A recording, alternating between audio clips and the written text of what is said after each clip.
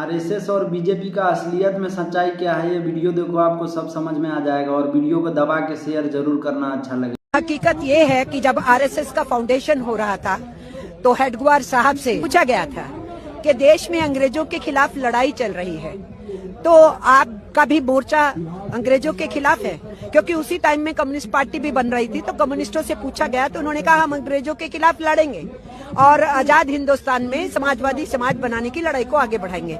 उसी टाइम में इनका मोर्चा बन रहा था, तो इनसे भी पूछा गया कि आप अंग्रेजों के खिलाफ लड़ोगे? उन्होंने कहा हम नहीं लड़ेंगे। जब उनसे कहा गया कि खुदीराम बोस तो शहीद हो गया, करतार सिंह सराभा तो शहीद हो गया, इन्होंने फांसी पे लटका दिया, वो यंग बच्चे जो है मैदान में उतरे हुए हैं, भगत सिंह और उनकी पूरी टीम जो है वो अंडरग्राउंड लगी हुई है अंग्रेजों के खिलाफ, तो ये सब नौजवान तो मैदान में हैं।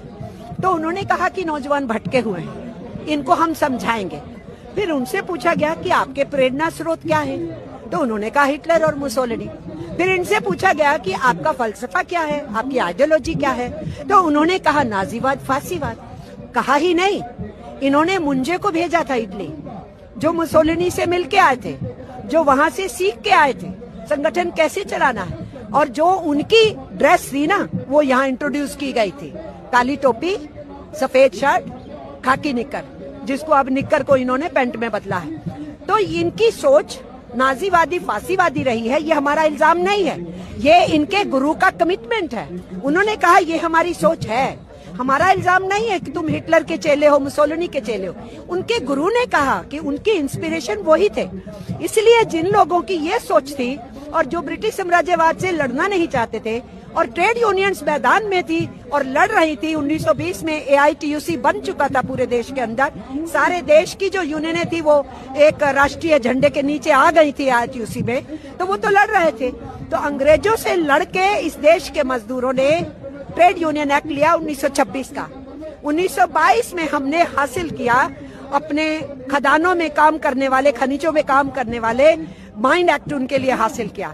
हमने 1923 में कानून अंग्रेजों से छीना, compensation act, compensation and maintenance. हमने 1935 में पेमेंट ऑफ वेजेस एक्ट हासिल किया और उसको लेकर के हम आगे बढ़े और काम के घंटे सुनिश्चित हो, सामाजिक सुरक्षा दी जाए, भविष्य की पेंशन दी जाए, ये सब चीजों के ऊपर लड़ाई चल रही थी। तो हमारा इल्जाम ये है कि हम तो लड़े, विदेशी हुकूमत के खिलाफ लड़े, हमारा कॉलोनियल माइंडसेट नहीं है जो गवर्नमेंट ने लेबर कोड्स को नोटिफाई करते हुए बोला।